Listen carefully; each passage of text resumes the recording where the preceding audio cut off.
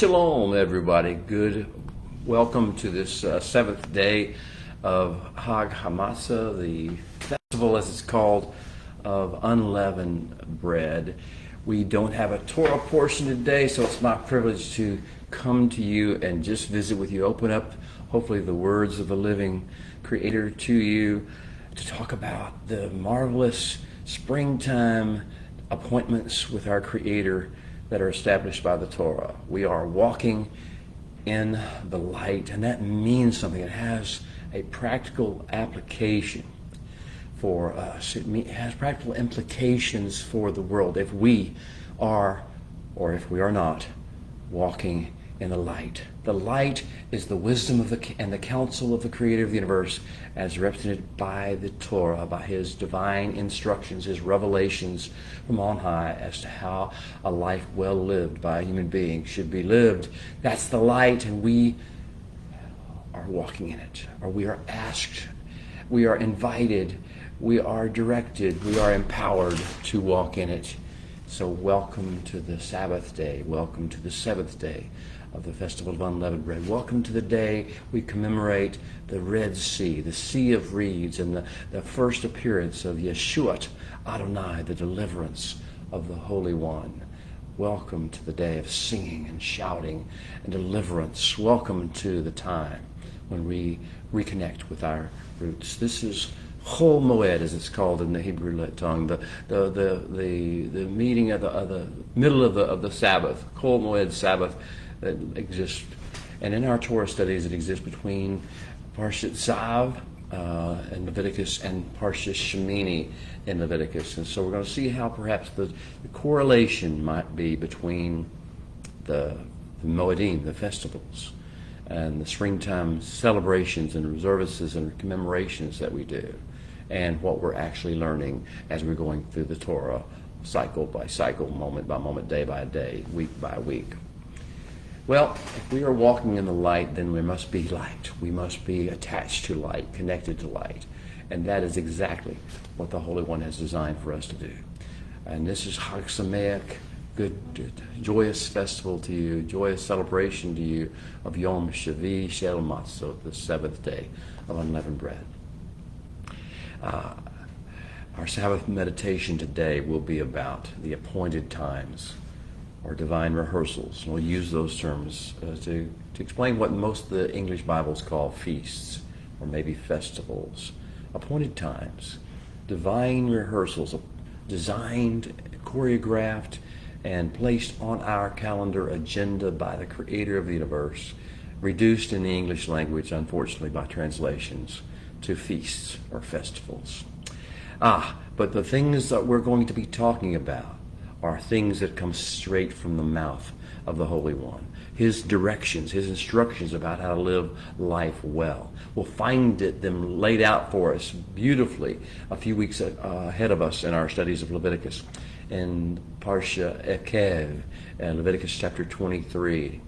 This is going to be the conclusion of what the next great discourse of Torah that we're about to encounter in our studies, which is called the Kedusha Discourse. We'll begin to encounter it this coming week. Beginning at sundown today, we'll begin with Parsha Shemini, and about a chapter into Parsha Shemini, we'll go into the Kedusha Discourse, which is going to take us then in sequence up to the grand climax of the Kedusha Discourse, which is the spelling out, the telling us, the laying out of the agenda for the festivals, the Moedim, the feasts, the divine appointments, the prophetic rehearsals. He has ordained for these things to be for us Hukat Olam Ladoratam, statutes and decrees forever. They do not pass away, and they do not change, and they do not get replaced by something else that some other institution of religion may throw at us. These are Hukat Olam Ladoratam, established by the very mouth and the mind of the Creator of the universe for planet Earth and His species of management, which is mankind. All right, so the special days of the Holy One's calendar that He's going to talk to us about in Parsha Ekev in the great download of Moedim, the special days like the Sabbath and Passover and unleavened bread, and go on and on and on all the way through Sukkot and Shemini Atzeret, the 8th day of holding over. All these different things that are going to be spelled out in chapter 23 of Leviticus. These are not holidays in the Western sense. In the Western world, men decide, governments may approve, but it is a total human exercise to design holidays, to think up a way in which to celebrate a certain thing. Maybe pizza, it's National Pizza Day, or maybe some of the more religious holidays of the man's religions, or whatever, but they're not designed by heaven. Heaven did not orchestrate them, did not come up with the idea. Heaven did not express the idea. Heaven did not direct it. It is not part of the grand plan. All these things that the world calls holidays, the Western world in particular, maybe the Eastern world too, loves this idea of setting aside by man's own decree or government approval certain days they don't have to work. They get to stay home from work or school. They get to do whatever they want to. They get to catch up on chores if they want to. They get to do nothing at all if they want to. They get to read if they want to, play on their computer or their cell phone or their smartphone on screen if they want to. Whatever they want to do, it's a holiday, right? Take a trip, do whatever. That's not what we're talking about with the Holy One's. When the Holy One tells you, when the Holy One tells us, and He does, when the Holy One tells us we are to set aside a certain day, and it is have a special purpose and meaning, it's a whole lot different than a man-made, man-decreed, government-approved holiday. No, neither are the festivals or feasts, as the English Bibles call them, of the Creator of the universe, sacraments that we're to form, to have some sort of inherent healing power to them. No, that's not what these are. These are not sacraments. A sacrament is a religious ceremony or a ritual regarded as imparting divine grace, something that you can do to earn favor or get into a position of favor. That's not what the Moedim, the festivals of the Holy One, are. They're not sacraments. They don't give us a ticket to heaven. They don't get us any brownie points. They don't get us any rewards other than what comes from them themselves in our relationship with the Creator. Now, what sacraments does the religions of the world like to use? They throw out the Eucharist. They use the confirmation ceremonies, last rites, all sorts of baptism, all sorts of ways in which they reduce religion, reduce relationship with the Creator to performing sacraments and getting brownie points or rewards or a ticket to heaven. That's not what the Holy One's festivals, feasts, Moedim, Mikra Ot, Kodesh are all about.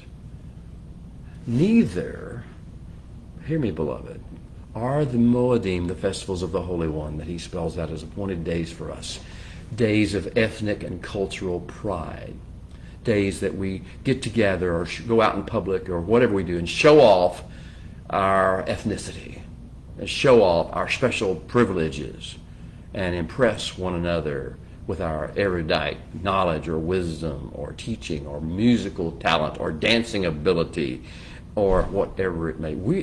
This is not that. The Holy One's days and weeks and seasons that He appoints for special purposes are not ethnic cultural pride movement days.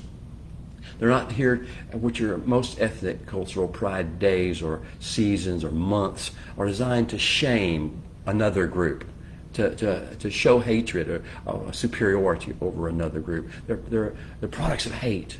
They're products of arrogance. They're products of almost inciting violence against other groups because they're not you. That's not what the days of the Holy One's calendar are about.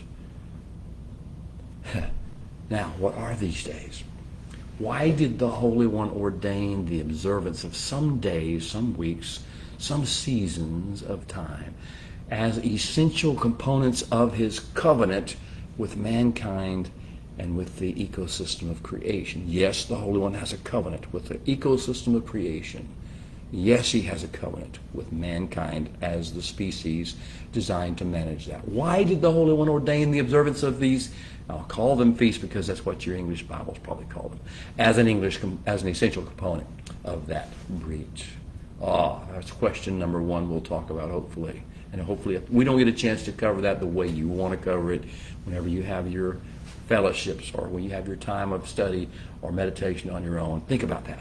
The question again was, why did the Holy One ordain the observance of feasts as an essential component of his covenant with man and with the ecosystem?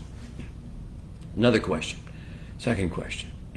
Are the Holy One's appointed time really feasts? Is that a good way to describe them? Is that a good translation?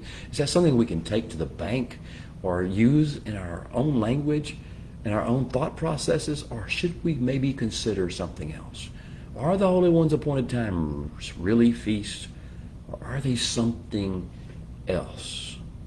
Something far more important to the maintenance of the world, to the sustaining of human life, to the grand, well, we'll get to that in a few moments. Third question, why does the Holy One use the sequence of events that occurred in the year of the Exodus? B'nai Israel's Exodus from Egypt. Why is the sequence of events that occurred in the year of the Exodus chosen as the prototype pattern for all these divine appointments, feasts as they're called? Fourth question.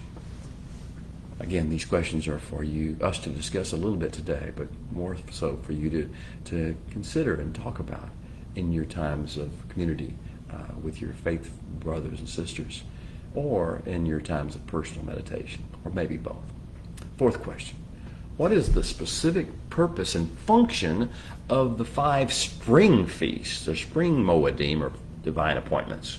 The enchanted evening of Passover, which we've had, the 7 days of unleavening, which we are presently engaged in, the day of presenting first fruits and acknowledging the new barley crop, the 49-day, 7-week-long season of wheat maturation called Counting the Omer, the climatic day of presenting 2 loaves of leavened bread made from wheat, the finest wheat flour.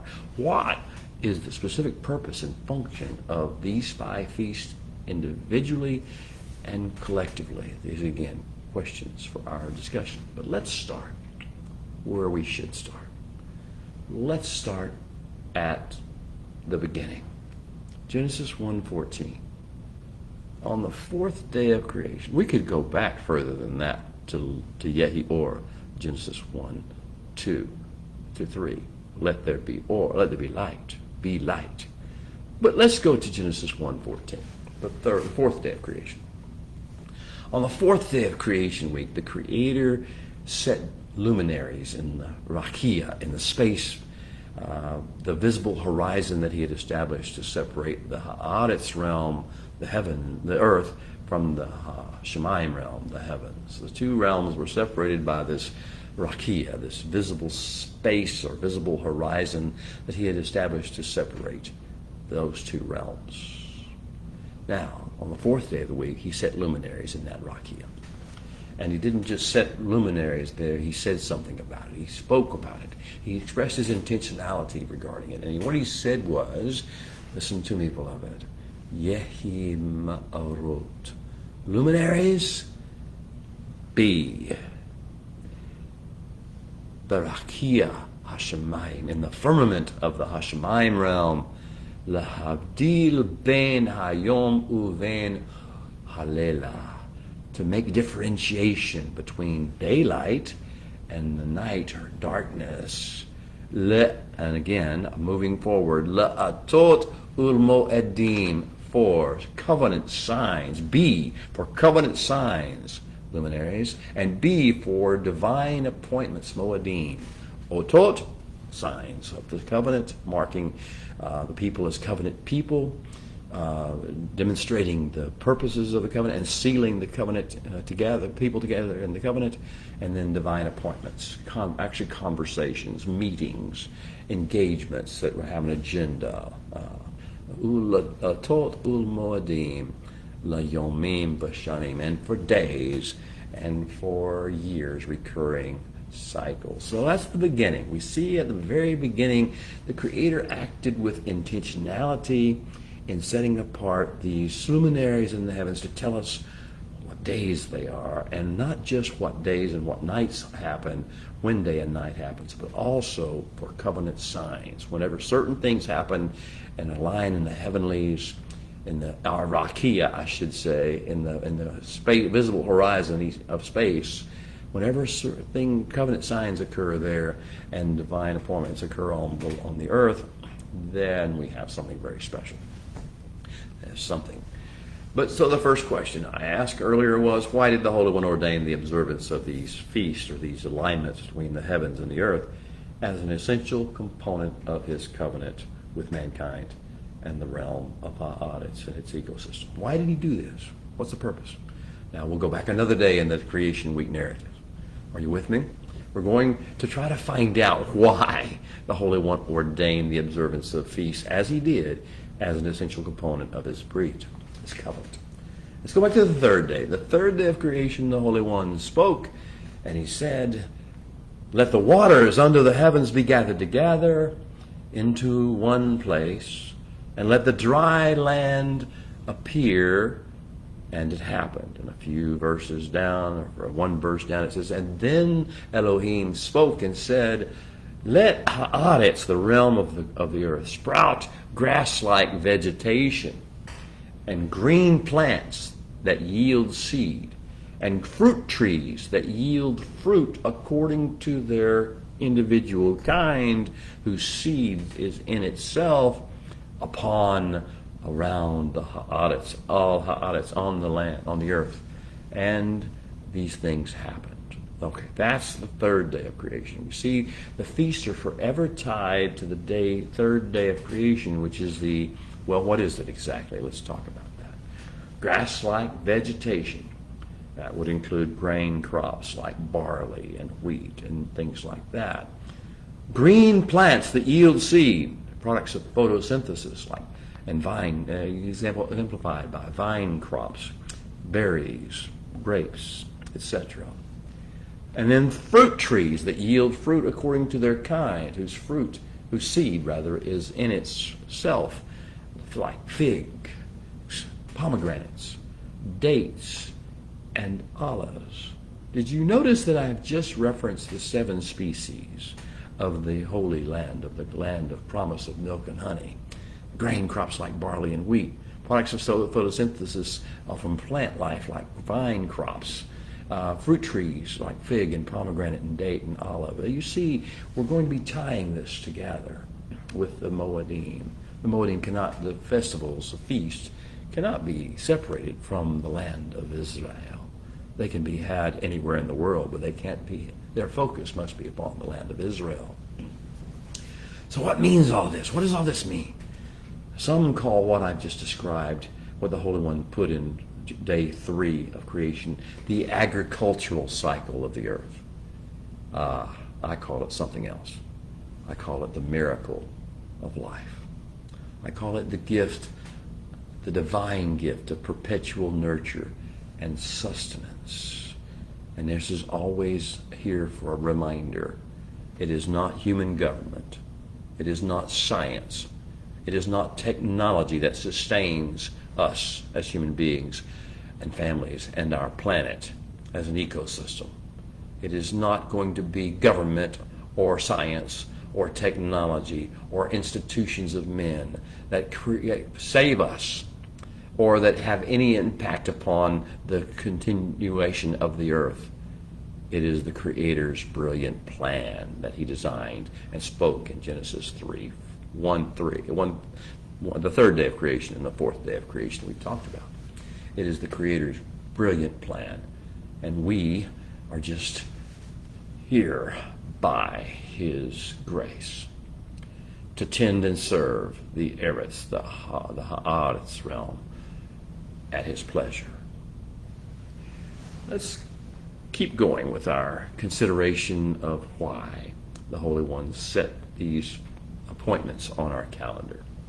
These feasts or festivals, as the English language loves to call them. I want to take you a little forward in the Holy Writ to Kohelet, Ecclesiastes, the preacher in chapter 3. It tells us how we are all here on earth as characters in the greatest of all mystery novels. Here's what it says, beginning with verse 1 of chapter 3. L'kol zaman, for everything there is an appointed season. You hear the season. Va'et, and a set, established time. And there's an et, an established set time. L'kol kafetz, for everything that brings delight and longing and pleasure of the human soul. Everything there is an appointed time, and a set established season, and an appointed set established time for every delight or longing of pleasure that works on men's souls. Takat Hashemai, to be subordinated to, submitted to, and brought under the direction of the Hashemai realm.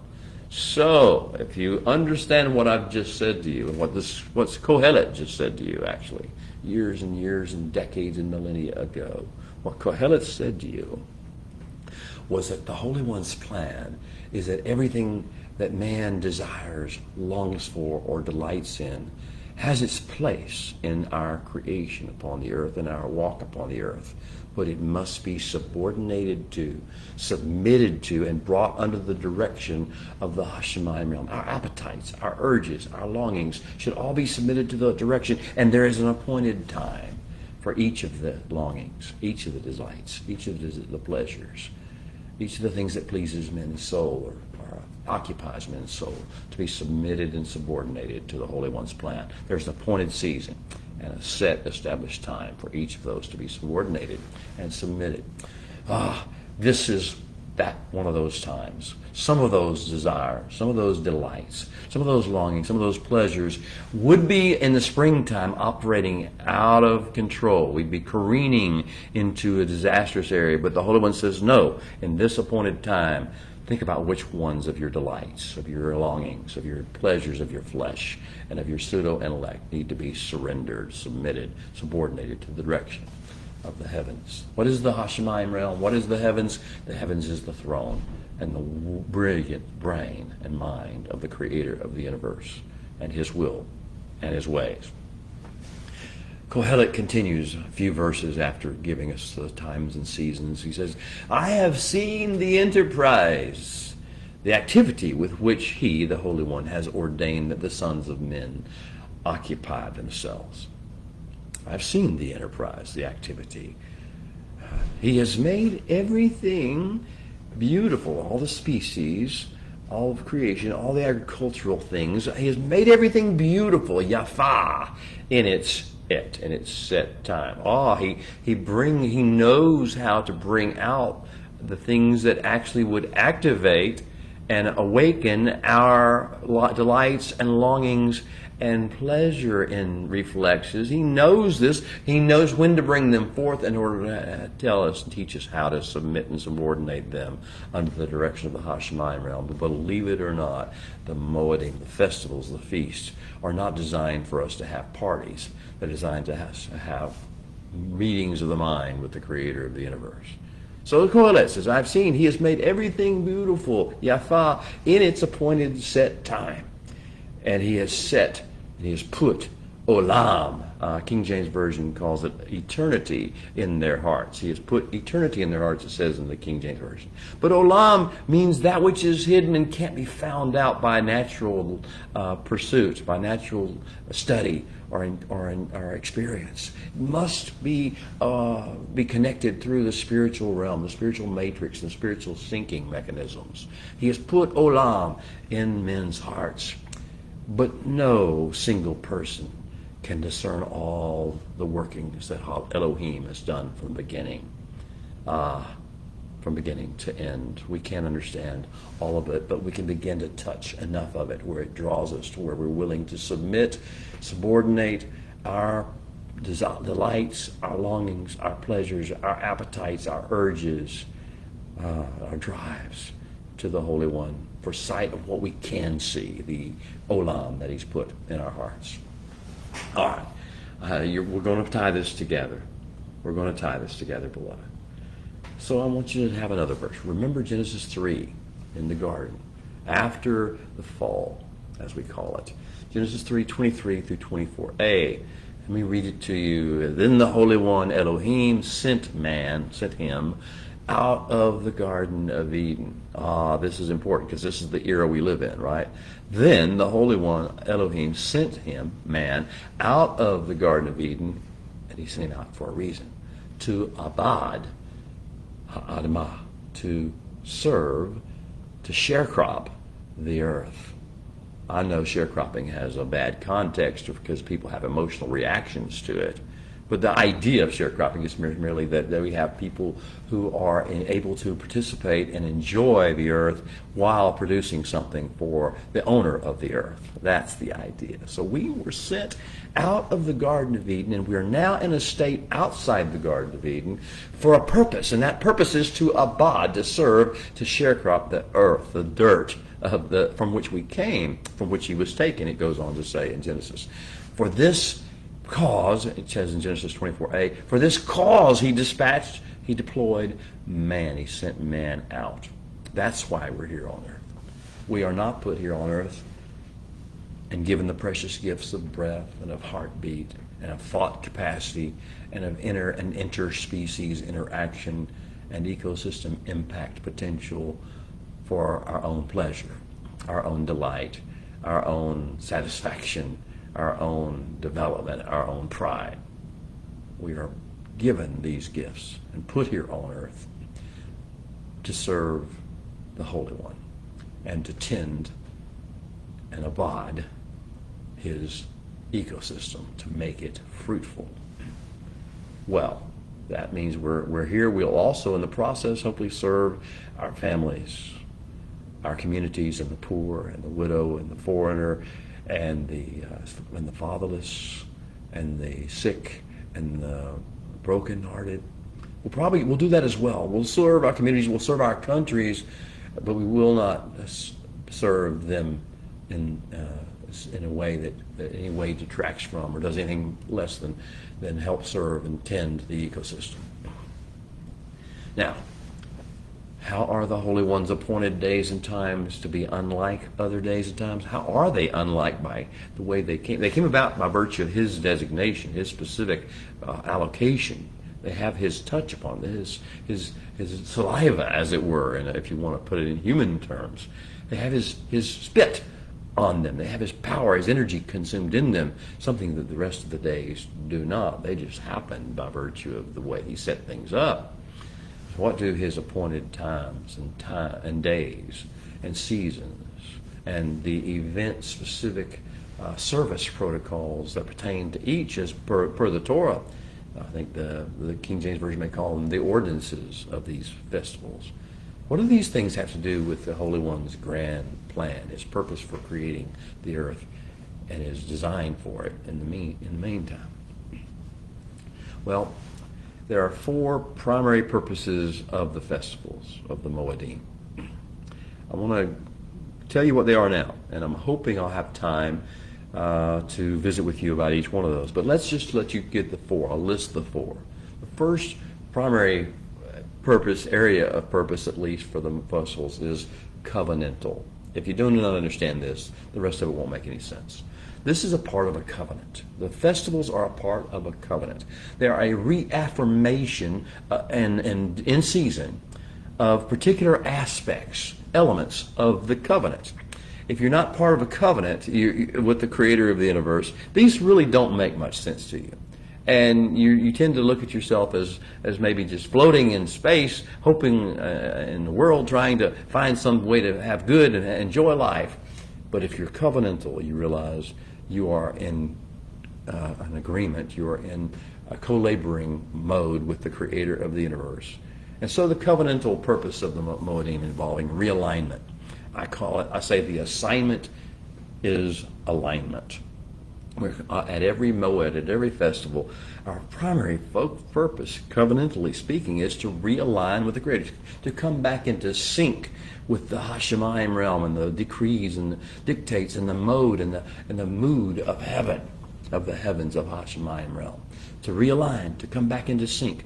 and then to true up, to make an accounting, to give an accounting, and to understand that we have not been in sync all the time, and we've operated partially, at least, out of sync, and to make up for that, to come back to true tone, to return to the Holy One in fullness, and to make the distance, bridge the gap between what we were committed to do by our covenant, and asked to do by our Creator, and called to do by Him, and empowered to do by Him, and what we actually have done, thought, spoken, and impacted the world with. So realignment, coming back into sync, having a true up, and a coming back, a return. I call this the part of the covenantal part of this is a tikkun nefesh function. The Moedim are designed to perform a tikkun nefesh function. What's a tikkun nefesh function? A tikkun nefesh function is it means repairing the soul, repairing a mind, a will, and an emotion. The whole base, emotional matrix. We are exposed to the world and its toxicity. It's Ra, Shakhat, and Hamas. Violence, corruption, and cruelty, violence. We're exposed to these things. Evil, as it's called, Ra, evil, or self-obsession, narcissism. We're exposed to these things all the time. And we have wounds and scars in our minds, the way we think, the way we process information, and in our wills, the way we choose to interact with and respond to situations, and in our emotions, the way we allow ourselves to feel about or be triggered by things that we see. We have a broken nefesh. We have a broken soul. It means some call it a broken heart, a broken mind, but it's a broken soul. All our mind, will, and emotions is messed up. And in order to be able to align with the covenant and sync with the Creator and true up to what His plan is for the world, we have to make tikkun nefesh. We have to have a tikkun nefesh season regularly, because we get broken regularly. So we get a time of fixing the soul, of healing the broken heart, mind, and soul, will, emotions of human beings. That's what individually we experience, and covenantally we experience each festival. Second primary purpose of the Moedim, one was covenantal, the second is testimonial. We're designed, these are called Moed, which means to not just meet, but to actually to speak, to give a testimony, to be a witness. So one of the functions of the Moedim, of each of the Moedim, of each of the festivals and feasts, is to be a testimony, to tell a story. A chapter of a story each time. Each moed, each festival, each feast is a chapter in the greater story. And we're supposed to be telling this story to our kids and acting it out like on a play, like we're doing a role play. We're doing a role play to tell a story. And each festival has its own chapter of the story we're supposed to tell a great redemptive story to our kids, our children, our spouses, our friends, and our neighbors, and the world. A story the world and our kids and our associates desperately need to hear. And this is the function that goes beyond tikkun nefesh, which is the healing of the individual soul, to tikkun adam, the healing of man, of greater, spreading out the blessings, spreading out the good news to all the world. There's a testimonial purpose to the Moedim, to each moed, to each festival or feast. Beyond covenantal purposes and testimonial purposes is the relational purposes that the Holy One knows we need to have our relationships with other human beings healed. So, to be healed in our relationships, we must be healed in our identity. We must know who we are and why we're here. So there's a relational purpose that, first of all, reminds us of who we are, where we came from. Each moed has something to do with it, and that's why it ties back to the Exodus story, the year of the Exodus. And each event is tied to one of the events that we study about and we read about the Exodus every year. The Exodus through Mount Sinai experience. So identity is built, is incorporated into each of the Moedim, a different aspect of our identity and our calling and our mission awareness. That leads us to mature, responsible, sustainable interactions, or at least opens the door for us to have mature, responsible, sustainable interactions with other people and productive relationship building, as opposed to being reactive, being emotionally immature, being antisocial, being suspicious, conspiratorial, being afraid, being angry, being offended, raging like the raging nations do. So now we've gone beyond tikkun nefesh and tikkun adam, and to the idea of tikkun aretz, because as we begin to reconcile with our fellow man, and that's what this relational purpose is, to reconcile with who we are, why we're here, and the mission we're called to in regard to our fellow man, then we find that there is a unity, there's a sense of shalom developing, and that brings the blessing. Genesis 12:3c, Abraham was told that the culmination of the purpose of his relationship with the Holy One was that he would be a blessing to every family on the face of the earth. Psalm 133, behold how good and how pleasant it is when brethren dwell together, and goes on to say, for there in the unity God, the Holy One, has commanded the blessing. So the world is healed by the blessing. we bring the blessing, and the relational part is necessary for us to bring the blessing. If we're not in good relationship with each other because we don't have a good sense of our own identity or our mission awareness, if we don't have that, then we can't responsibly, maturely react and interact with people, react to and interact with people, and have productive relationship building that brings about the commanded blessing on the unity. And beyond covenantal and testimonial and relational, I should say that the relational part is designed to bring this unity and the commanded blessing in order to bring tikkun aretz, the healing of the land, because the land responds to the shalom and to the unity of mankind and is healed. The fourth primary purpose of the Moedim is mission agenda recentering and redeployment. Mission agenda recentering and redeployment. To actually begin to see what we need to do, see through the Holy One's eyes what yet needs to be done to fix the created order, to bring it back into alignment with his original Edenic plan, the plan to redeem all of mankind, individual by individual, household by household, community by community, as many as will come, and to restore all of creation, hillside by hillside, valley by valley, river by river, mountain by mountain, plain by plain, desert by desert, to its original intended Edenic state of beauty and fruitfulness and shalom and harmonious interaction.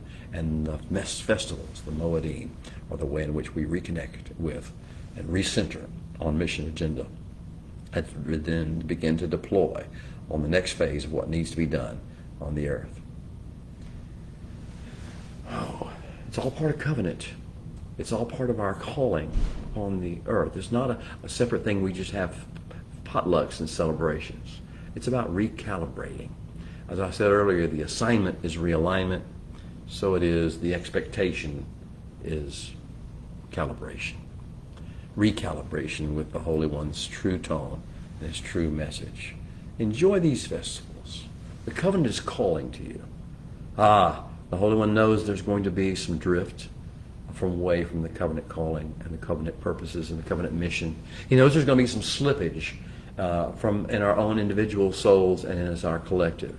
And these festivals are strategically designed, these feasts are strategically designed to help us to get back in sync on regular recurring intervals tied to the agricultural cycle, when we begin to see things develop and become beautiful on the earth, and we begin to understand that if we do not then submit and subordinate our natural, physical, biological, or pseudo-intellectual desires, appetites, urges, and drives to his will, the world will not be healed on our watch. Not a single soul will be brought back into his place of safety and security and productivity and beauty and majesty. And we will be not the healers we're called to be. we will be instead just another negative voice spreading more and more Ra, Shakat, Hamas, vanity, folly, abomination, uncleanness in the world. May it never be said to be so with regard to you, beloved. May you and your family and your household take these festivals and these springtime events, and may they indeed be life unto you. We are now through, we have done the first one, we have done the special event of the enchanted evening of Passover. We've come to that point of realizing that we are ready to move, to leave the status quo and normality of earth. The way in which the world says it's to be done is broken everything it touches, and we're ready to walk out, no matter what the cost. No matter what the cost, no matter what it costs, we will walk out on the way of the Holy One. That's our intended evening of Passover. We'll give up the urge to be safe and secure in light of the urge to do the will and to have the plan and live and fulfill the purpose of the earth, of God upon the earth. We're also almost through the 7 days of unleavening, of detoxifying, unleavening, detoxifying, same concept, de-sliming. We have been so slimed, we've been so toxified by the world systems, the new Egypt that we all experience of economy and government and false information in the form of education, false information in the form of news and ideology and political theory and argumentation. We've all been so toxified and so slimed and so broken away from our purpose and our identity and our reason to be here by that. We need these 7 days of unleavening. And we need to come to a point of saying, it is only by Yeshua Adonai, the seventh day that we remember and commemorate the Sea of Reeds. It is only through his Yeshua Adonai, the going forth of the deliverance, the salvation, the help of the Holy One, of his Messiah, that we will be able to break free. And we are free. Then we've also entered into the 49 days, the 7-week season of maturation of wheat, saying, look beyond to the harvest. The harvest is truly indeed ripe. Don't say 4 months until the harvest. Don't say that. The harvest is now. Even now, we're beginning to take one omer, one sheaf at a time as it matures, and we use that. We gather it together. And we make it a celebration for us. We come rejoicing, bringing in the sheaves. And I'll live that with you now. There's one more. That's the festival of the first fruits, the day of the first fruits. I could talk to you for hours about this day, but I'm going to leave that with you right now. You'll talk about that in your fellowship, in your community groups, and we'll talk about that maybe another day, maybe in Parsha Emor when we get to that part of our studies. Until then, Shabbat Shalom, Hag Sameach. We'll see you next week.